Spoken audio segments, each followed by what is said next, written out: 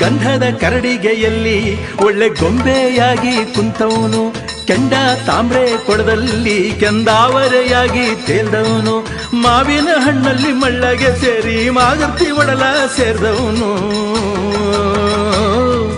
ಏಳ್ಮಲೆ ಕರ್ತು ಏಕಾಂಗಿ ವಸ್ತು, ಏಳ್ಮಲೆ ಕರ್ತು ಏಕಾಂಗಿ ವಸ್ತು.